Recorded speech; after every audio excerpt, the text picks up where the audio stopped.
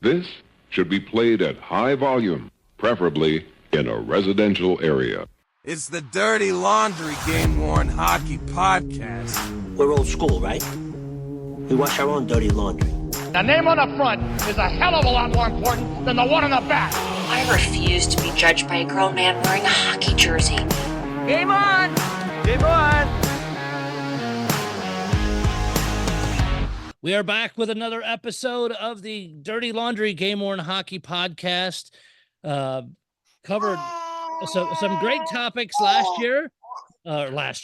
week, and we want to welcome some new guests this time. Vince and Johnny C, along with little one Colton. He wanted to come and visit us to start the show. So he's an early collector, but we're going to teach him wrong. How we doing, gentlemen? Yes, we will. He definitely dirties the laundry, I bet.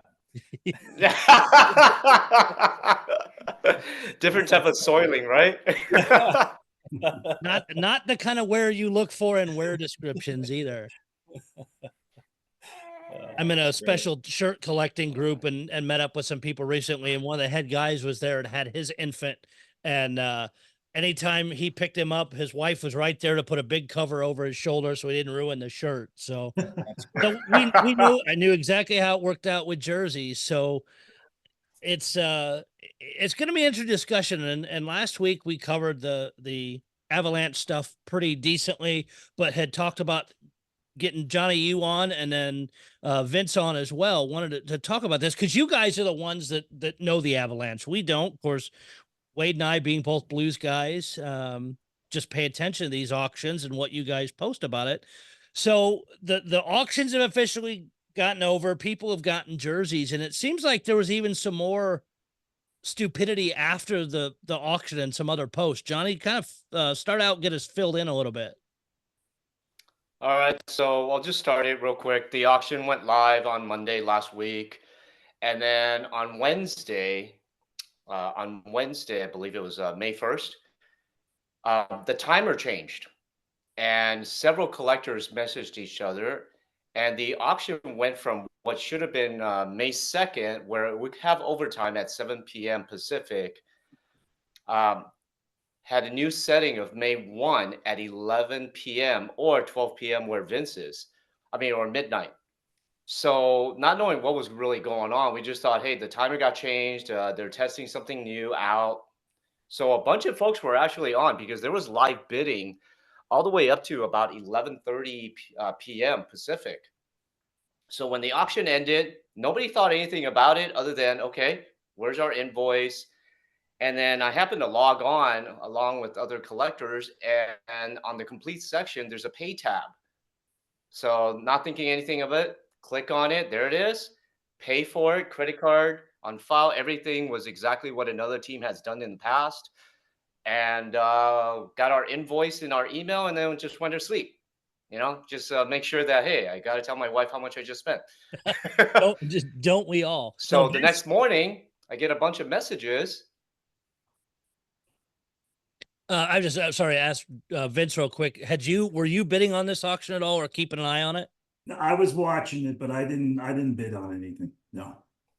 And Johnny had let me know about his winnings at when the auction ended early at midnight Mountain Time, Johnny? A little bit past that. Yeah, and then all hell broke loose the next morning. I was getting private messages from collectors saying what's going on. Johnny was one of them. It was just a big mess, and Heather, the girl that runs the Cronky Sports Charities auction, her email box and phone messages must have been just bonkers that morning, because there were a lot of upset people. And they said they had paid for their shirts and whatnot, and it was just bad. It was really bad. So Johnny, you wake up next morning with of course, you're one of the big known guys, everything blowing up. What did you think when you opened your eyes for the first time? Looks like we may have lost Johnny on the signal a little bit. So Vince, what kind of messages? And if I remember right from the postings too, is I think it was Heather. I think was the name was on vacation. Well, that's what she said. Well, she came off vacation very That's what she quickly. It said. seems like. Yeah. So I had several members from my group pinging me on Facebook Messenger saying that they tried to reach out to her and her boss, and nobody was responding, picking up the phone, answering any emails and whatnot. She had an out of office response, what have you. So yeah, I mean, and then evidently a lot of them got an additional email that said we're going to refund everybody's money, whoever won, and that they were going to restart the auction till 8 p.m. Mountain Time that night. Wow. So yeah, there were a lot of upset people. So Johnny's back with us, and Okay. so what were you from your side of things, Johnny? What were you seeing that morning? Well, I mean, I was gonna go back because we always post, "Hey, incoming, what you get," and I think that's what actually triggered it because a lot of folks were still up, and that's what actually started the whole thing when some folks did not realize that the auction had ended the night before. My overall take on this, I feel for Heather. I mean, I know some folks were a little bit surprised by what I just said. I do feel for her because you know what? That's a lot of things going on, and there's no right or wrong. My take has always been if a customer pays and they got proof. I've seen it happen in other auctions in different sports, different industries. Honor it and then pull those bids. I mean, pull the lot, you know, and then extend it because you can't get the best of both worlds because having the bids stay up for the folks that did pay, Yeah. I feel for the collectors themselves. Yeah. I do feel for them If they because were going to restart it, they should have restarted every one of them at zero.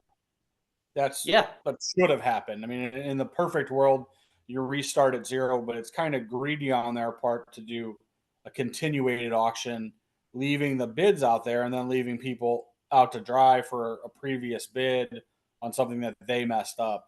As an outsider, I mean, that would be, if it would have happened to me, that would have been what I would have expected was, okay, if you're going to restart it, we restart them at zero. You guys don't get to hold on to the money from people that bid previously. Yeah. And didn't they have, and I'm trying to remember if it was Johnny, it was you that told me or somebody else that also reached out saying that this happened to the Avalanche a few years ago, something similar, and people paid and they actually let them, they ended up keeping it stopped at that point and people got some hellacious deals on Avalanche stuff. Vince, that was the Grubauer, right? Yeah. It was. Yeah, Or maybe it was you that had told me that, but a couple people had letting me know that they were part of that auction several years back and made some hellacious deals. Yeah, I think it was 2015 or something. 2015 or 2016 when that happened, Johnny, right?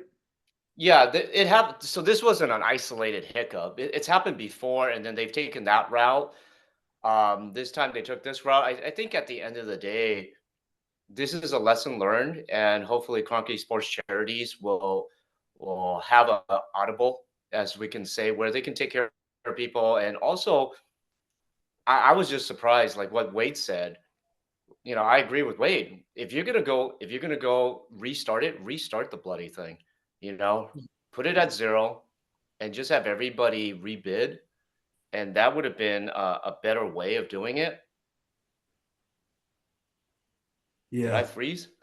No, you're good. So, and I mean, we've heard that, and I think I've scared them off if they're watching or listening to our podcast, is Boston with the with all the disasters, just all the disasters that they've had. I mean, you can't put it into words, and and I understand it's the first time they're doing it, but for crap's sake, There's other teams in the league. Go talk to them and say, what are you guys doing? What platform are you using? How do you run your auctions? And it sounds weird, and I know probably Johnny and Vince, we probably won't get any kind of answer from the Avalanche, but who the hell went in and made that change to the auction in the middle? I mean, Johnny, you made the suggestions. Maybe they were testing something or whatever, but for somebody that's in IT, you don't test with live things running. No. You either do a mess with it after that one's closed and play with like a fake auction or whatever. You don't modify the one that especially has less than 24 hours to go. Yeah, 100%. I mean, the Boston thing is a complete different disaster. Um, well, that one, I'm still scratching my head and wondering who is running that program. But going back to the Avs one, the reason why I look at the silver lining is because going to 2022, why I brought that 22 moment was when the Avs used to KSC, when they used to lift the auctions, they never showed the markings on the tie down, whether they were referencing that this is a game worn or not. And unfortunately, I had that experience with 5 McKinnon jerseys that they had, which they bundled for the first time ever. And 2 of those jerseys were not game worn. And let's just say I had a whole week with Heather about that. And immediately after the auctions, they started listing images of the tie downs, the worn dates, the markings that the head instructor, equipment manager started marking. Mm-hmm. So they did learn, and that's why I say that this is an opportunity for charities and all teams to learn that you can do better. We get it's for charity, but these are also avid collectors who, Vince just said, I messaged him at like 12 past midnight. We got lives that we take care of the next day and things like that. So there is some value in our time too. And anyone in IT, test it out before you even run this thing live. And have an audible, have a backup IT guy. If Heather's on vacation, I bet who she was else is surprised to get a running lot of messages on vacation. It's one of those things too, as and Johnny, you mentioned it, is they throw them up there for everybody, and the documentation is important, but it's not, these aren't small amount of money. You go looking through what these Avalanche jerseys sold for, that's not small potatoes, folks. When you're in $77,000 for a Gorgiev mask, you're $1,025 for Jack Johnson, Devin Tays 2,505, McCarr 8,500. You're gonna be pissed if that's not documented, or you get it and you're like, I dumped $8,500 for an issued jersey. Yeah. And it's, I think the teams are starting to understand. But even when I looked at the description, and correct me if I'm wrong on those Avalanche descriptions, it gave next to nothing. It basically said what I can't get logged in at the moment to look at the title, but it was super generic. It was not like didn't list what games. There was next to no description. Unless I missed something, correct me there. Not sure if they put in the description, like the general description on the homepage of the charity. They might put these jerseys were worn on rivalry night. And I think that's like all they this put. This date. Yeah. Well, actually on the rivalry, they don't always do it, but on this one they didn't, though, which was Johnny does have the dates that they're worn, right? Like the between dates. Yeah, typically, yeah. This one was odd. That's why Vince and we thought they were testing something new. Yeah, I thought she was just trying something new and ending it at midnight, and I didn't really think about it, and then like I said, all hell broke loose. But I don't know. I swear we hear at least 2 of these a year or a season, call it that way, for excuse me, for these weird problems. And GiveSmart again doesn't seem like a difficult platform to use. And again, we don't use it from the backside, but from our side, it's very easy. Johnny, like you said, signing in. Oh, yep, there's the invoice, paid, done. My card's already on file, the whole bit. It's no big deal, but Yeah. I It guess seems to get complicated sometimes when it doesn't have to. The one thing I have seen, and you guys have all noticed too, and what you're talking about is a lot of the teams are growing and changing with the hobby. I think they're getting smart about what they need to put on these listings to maximize the potential of them. The Blues have definitely started to add some flavor to the listings. It sounds like, I follow quite a few teams, and they do a pretty good job of that, and it's growing. But I think, the Boston thing this year, now this thing, it just shows that in a lot of these cases, the people running these things were organization people and not necessarily hobbyists. So I think that sometimes is where we find the biggest disconnect in these situations. Is a lot of these people are very knowledgeable about the operational part of what they're trying to do, but they're lost on the idea of and the mindset of hobbyists. This is a case where somebody shouldn't have just rushed to restart it. I think they did that out of fear or that was a panic move. It sounds like what should have happened is they should have stopped the auction, sent out an email to all the bidders and said, hey, we had a snafu here. We're going to restart the auction in 2 days at 0 and then move forward from there. But that's, hindsight's always 20/20. Yeah. Now, have anybody reached out the Avalanche saying, look, I paid my money.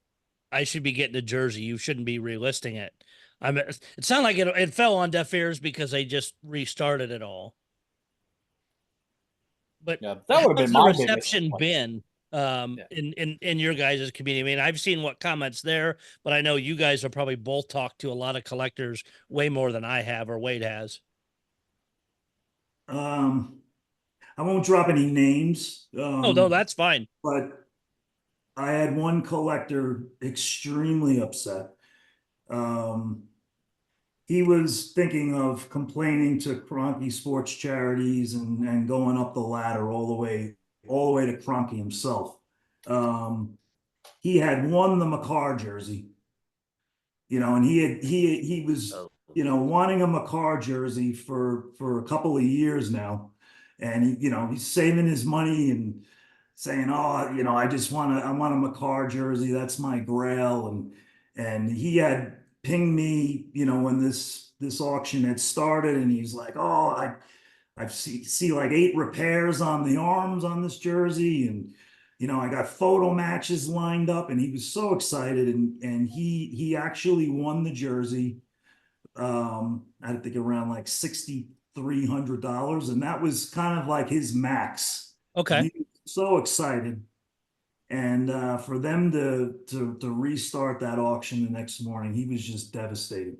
Did he lose it the second time around? He did. He lost it. It went up to 88,000 something. That's such. So That's he said he felt like he did when the Avs lost to the to Vegas when we were up 2-0. Oh shoot! Yeah, we lost 4 in a row. So yeah, he wasn't happy. He was not happy. I do feel for the guy. I completely do. I mean, that's rough. That's like taking it out of your hands, Yeah. And then we had some people on the other side that were happy that they restarted it. because Obviously probably because it worked out for them and they won the shirt, right? But now they all started at the same price. So I mean, obviously did most all of them, and I didn't look at it, but did most all of them go up at the second closing, or Yes. did some of them say Yeah. they all went up? yeah. That's the cruddy part of why they should have just restarted them at 0. I agree. I agree 100%. They should have just restarted it. You know, Wow. but here And we are. Pretty crazy. yeah, did they like put much? And I having trouble getting on the auction. Was trying to look at the descriptions. Do they put much in regards to wear normally, or is it just here's the picture, here's when it's worn, have at it? Their pictures are terrible. They're grainy most of the time.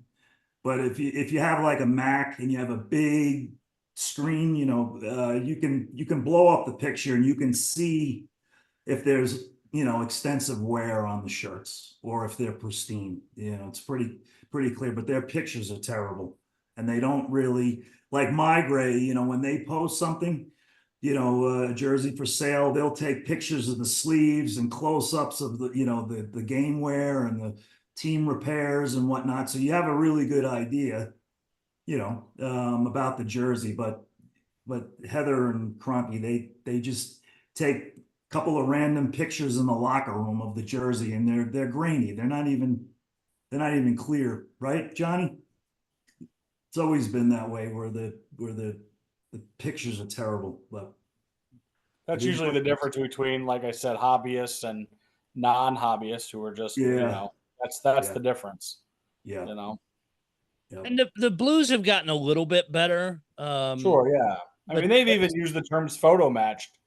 I think that's something they've been introduced to. Like, and they grow and they're learning, but again, it's just that different. It's that difference. I mean, I don't know the person doing the thing for the Avs, and it sounds like she's been doing it for a few years, but this is obviously a snafu that's going to really probably affect the way a lot of people feel about operating and their comfortability with bidding in their auctions moving forward. And it'll make people gun shy. Yeah, for sure. Yeah, for sure. People are already gun shy.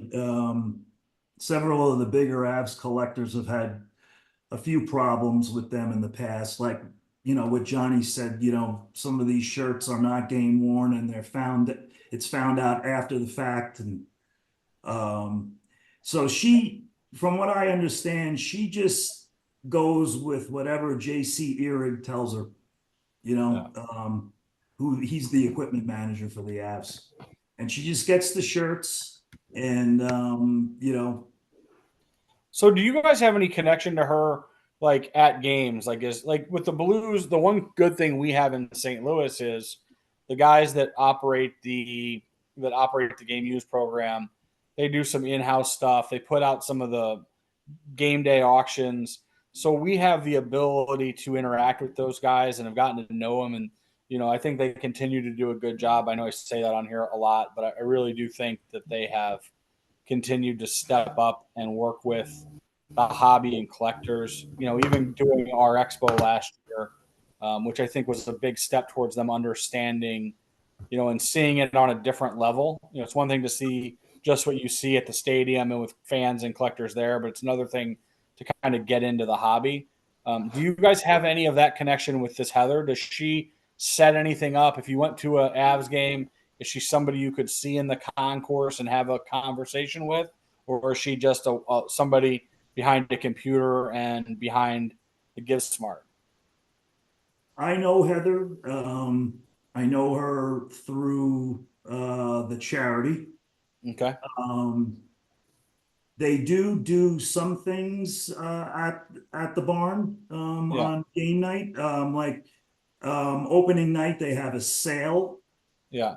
Of camp jerseys and pucks and sticks and things of that nature. So I do know her through that. I do know her through the Avs charity brunch. She's very active in that. But other than that, she's kind of behind the scenes. Yeah. So I think that I found that to be an important part of all of this, and you hear about it from different when we interact with people that deal with different teams, as far as the interaction that people have in Winnipeg and now Boston, and obviously Migrate controlling a number of teams for a long time, their interaction. Yeah. I think that's an integral part of it. I think that getting to know those people, to me, is a big part of, especially if you're really into this stuff. I think that's a big part of this. I think it's an important part of it for both the organization and for fans and collectors. Absolutely. And Johnny, you mentioned you'd had a long conversation with her at some point, kind of explaining how it works from our side. How did that go? I mean, was she receptive and she always is receptive. Yeah, she's receptive. Good. Johnny and Craig Knight beat her up quite a bit. Right, Johnny? But she is receptive, but she answers her emails. No. She Johnny's takes live. criticism as positive feedback, right, Johnny? Yeah. I mean, she does. No, yeah. I mean, look, at the end of the day, I understand her side. She's still learning the side of the hobby industry, whatever you call it. But just like I said about the set tagging and the pictures, how they changed and evolved, what's better for the hobby itself, I do see that she is very receptive of it. And that's why I say that moving forward, hopefully that this hiccup will be minimized. And I do see positives in it. I will add that, the last time we had a hiccup was in 2022, and we know what happened with the abs. So I just wanted to throw that out. Well, you remember the Grubauer jersey with Craig, and that was hilarious from the Lake Tahoe game. They sent him the Grubauer from the Lake Tahoe game. I think he paid $8,000 for that jersey, and Craig is like a maniac with the photo matching, and he has a huge monitor that's HD quality, and he's like, this is not the shirt. And he had photographic proof of it that it was not the shirt. Wow. And he sent it back, and they were like, well, that's the shirt, but let's let JC look in the locker room to see if there's another Grubauer back there. There was. A day and a half later, mysteriously another Grubauer shows up, and they're like, oh, this is the shirt. And they sent it to him, and then Craig was able to photo match the jersey. Well, that's good for him for protecting himself. Yeah, oh, absolutely. Absolutely. And going back to a minute ago, that's a crap ton of money to lay out. And was it a backup? What do we know what the actual story was with the other? Yeah, I think it was, or it was worn in a different period, like period 3. So they wore one period 1, period 2, and period 3. And the players evidently kept most of the jerseys. Those jerseys are the rarest reverse retros in the hobby. There's like 10 of them in the hobby, right, Johnny? That have made the hobby. Yeah, there's only 10 in the hands of a collector. 10. The players kept everything else. The players kept all of them. Yeah. Crazy. Sorry, I was cheering. Dallas just scored in the third period. Sorry. So if you guys saw me shaking my arms at the screen, I apologize to all our viewing and listening community. I do typically watch games during and for throwing people off, we're actually recording this on Sunday instead of our normal Thursday, just because of some scheduling things. So if it throws people off, where the hell's Dallas playing on Thursday? Now you understand. So all right, sorry folks about this. I'd rather face Vegas than Dallas for some reason. I don't know. I'm gonna kind of, if you don't mind, Doc, I'm gonna change direction. We were talking about that too.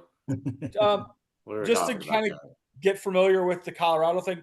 Now, do you guys have a summer sale like some of the franchises, or do you guys just get that opening night?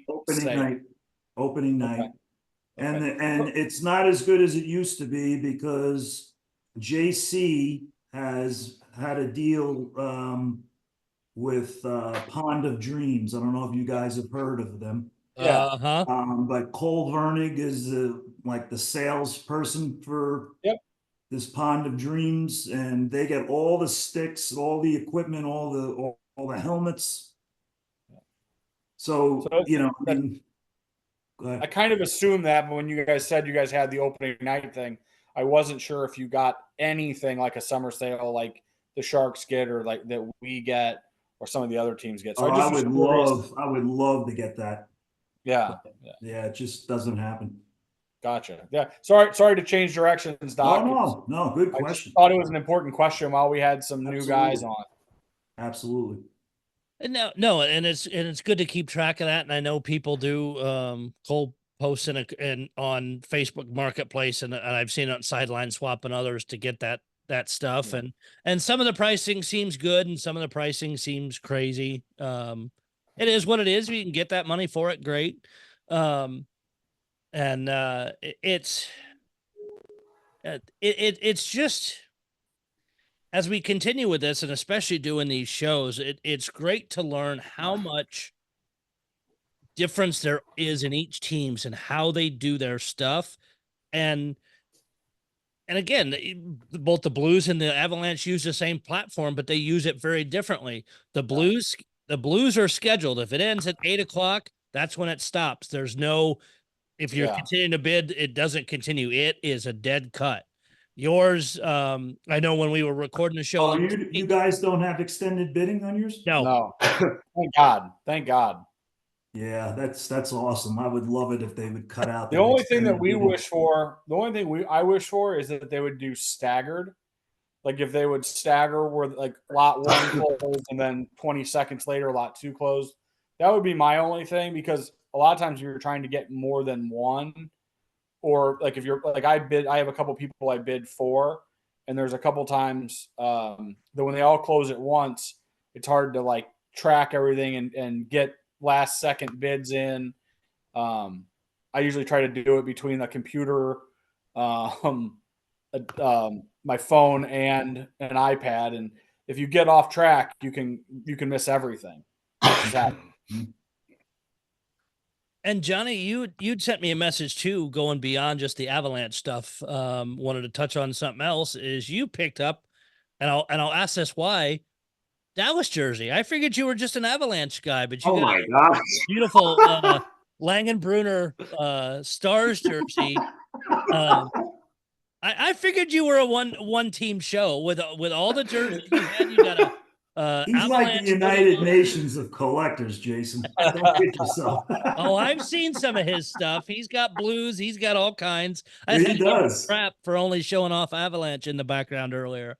He's got an amazing collection. A lot of different stars and Hall of Famers from all different teams. So tell us a little bit about that Langenbrunner. We're still researching it, because it looks like the jersey was actually worn for 2 seasons. Wow. And yeah, because that tagging, from what I recall, I was talking to a few collectors. Again, we're talking about 97, 98, 98, 99. And my memory's good, but it ain't that great. The cup patch, the cup edition, I remember Mike got it, and they had added cup finals patches to the jerseys. Mistakenly, it's kind of like the old Calgary Flames when they put I forgot the Olympic patch on everything, and they discovered that it was wrong, so they peeled it off. So this is one of I looked at the Langenbrunner. There is something there on the shoulder, on the chest. So okay, all right. So we're looking 98, 99, and then my friend, my Habs collector, my fellow collector, Michael Bradley Engel. Sends me a picture, and it's from 97, 98. So I'm just like, wait a minute, what's going on here? So we're researching it, and long story short, the Stars did wear that style, and it was my mistake because I forgot in the second half of the 97, 98 season. But at that time, I don't recall Mybray getting those jerseys. They got the 98s. So with that being said, we did photo match a shot where Andreas Eriksson is in the background wearing a VK patch with the Red Wings. And Eriksson with the VK patch, that's 97, 98. So that itself is an ongoing mystery, because what I was trying to bring up was all these image sites like Getty Images and all these other ones. They're great. They're great for modern day jerseys. at the same time, when you're going back to, let's say, pre-2004, pre-lockout year in the 2000s, it's a crapshoot. It gets It's a crapshoot. tougher. It's a lot tougher. Yeah. Yeah. Yeah, it's I a agree with crapshoot. that. You don't know what you're looking at, and the number of images that gets uploaded by the photographers with Getty, I mean, it's millions. So it was more touching base that, hey, if you find a match, that's great, but take a look at the background. Because we found anomalies before. I know I found a few with the abs. I remember a Milan Hajduk I had. The photo was dated completely wrong. The jersey was from a different year, but the photo itself was dated wrong on Getty. And if we're talking about, I know the importance of photo matching. I get it. At the same time, I'm going to give Milt a shout out right now. Do your homework, guys. Take a look at the background. Look at the stadium. Look at who they're playing, because that can tell you a lot. And that's where the Longenbrunner is still actually an ongoing research. And because I'm starting to believe that it got carried over into the 98-99 season now. Yeah. And Well, that. Oh, go ahead. Oh, Wade. go ahead.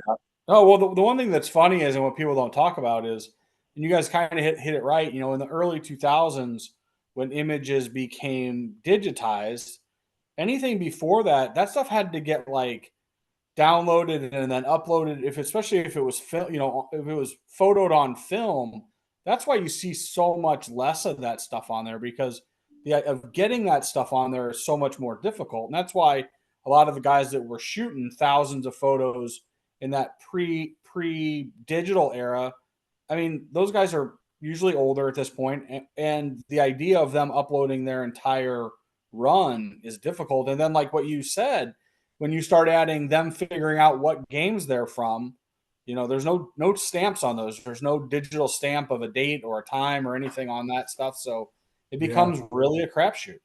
Yep. And Johnny, you're right. Is especially going back to those older dates. I've gone into early to mid 2000 Getty, and you might see the year on the photo, but it's not like the like you said, the modern stuff is dated per day.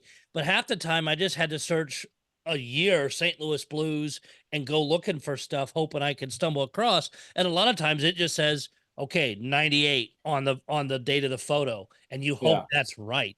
But yeah, don't just stop with that. Is look beyond, and even in a couple in the more modern, in the last 5 or 6 years, I was trying to photo match a jersey, and I knew it was a particular game worn, but I searched his name, didn't find him photoed at all in the game. So just did a search for that date, St. Louis Blues. He's in the background of the photo. It's a Jackman jersey against the Hawks.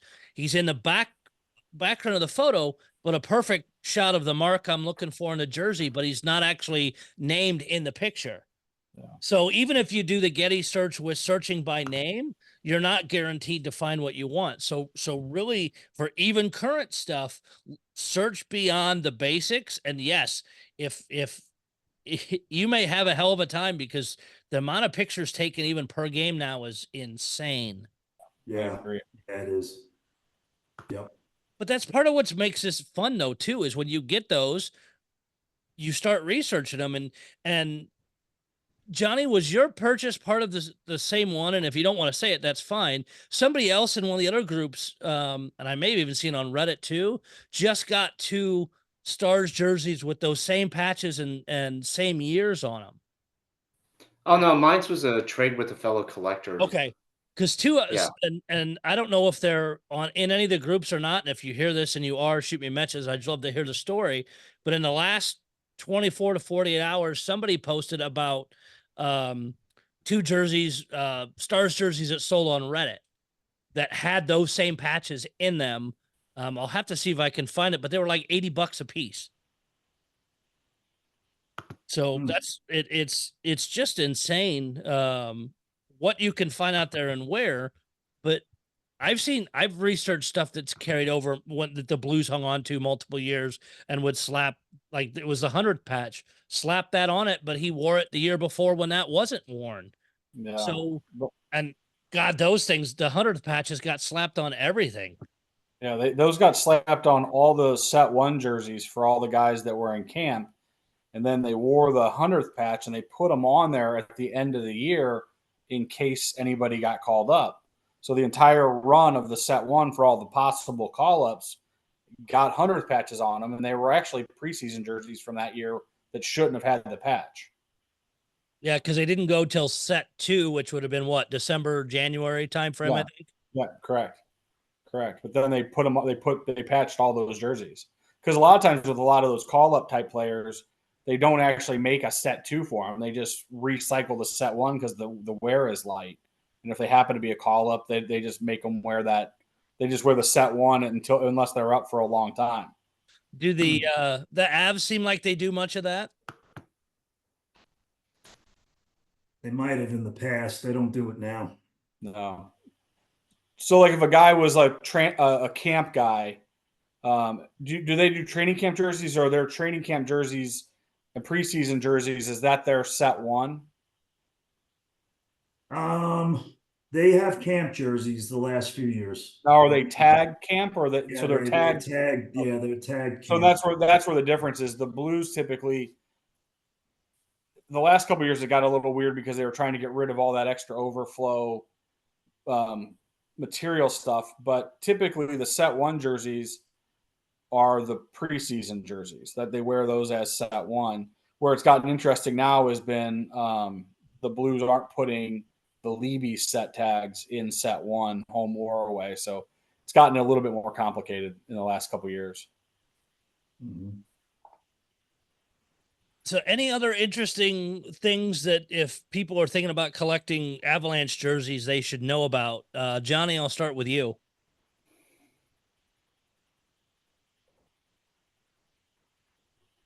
Maybe you won't. Sorry, my network connection paused. Technical difficulties. We just thought you were really thinking about it. What was the question again? Oh, so if somebody's trying to become a new collector for Avalanche stuff, is there any pointers you can give them? Collect what you like, ask questions. There's no wrong one, and do your homework, such as research some of the posts that are out there, the fan pages.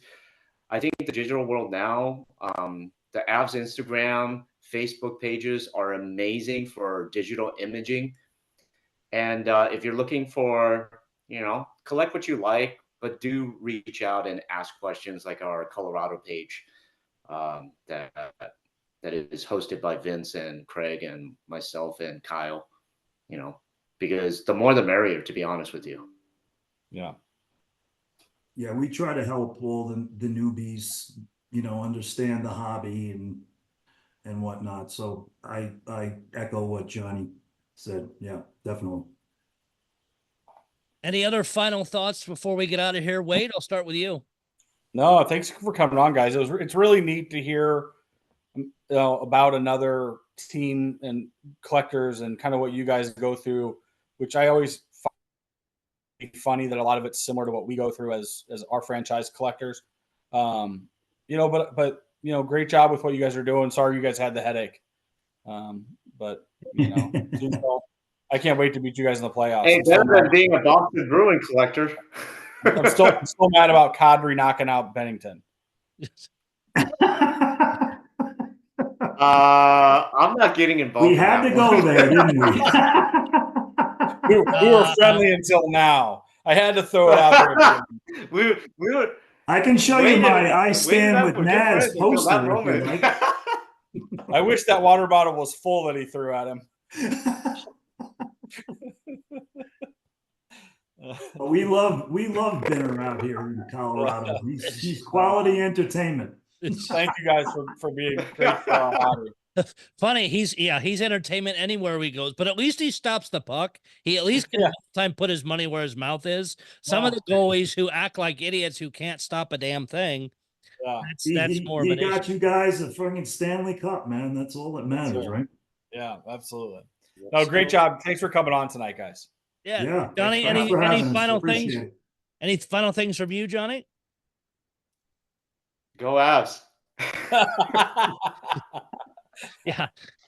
Two of you guys have a team to watch. The other two of us, we can figure out what their handicap is. Yeah, no kidding. Well, They have, with you that, have gentlemen, Chief on TV, so you you know can what? see him. He's holding his own. He's doing a phenomenal job. He is. He's a knowledgeable guy. He really I is. was I don't think either Wade or I were happy with them getting rid of him because you really didn't see a big change after he left, but it's a No. business and you can't fire the players. Yeah. Coach always takes the fall, right? Yeah. He's gonna get a job somewhere next year and excel because he's a great coach. There's We're gonna- rumors that he's headed to Seattle. That's what I Really? saw today. Yeah. So we'll see. Yeah. Maybe He'll go to do well Utah. Why? I'm still, and to finish up on something, I'm still very interested to see what happens with these Utah jerseys if they go with that route of keeping them really, really simple. No crest, just wording. But I actually think those things are going to end up being really cool and probably sell for a boatload of money. Oh, they're going to be huge collectibles, I bet. Yeah, I agree. Yeah. Yeah, Agree. Finally, someone's going to collect Utah. Utah hockey team, is that what they're going with right now? Utah Hockey Club. Okay. I wish they would go the other route that I've seen, of course, more of as a joke where they do the Salt Lake, Utah. So it's got a hockey stick in between, so it spells out slut. I'll send you guys the picture of that. It's a great jersey mock-up. So that's awesome. we know a lot of groups of people that would love that one. I may switch allegiance. Colton's not here right now.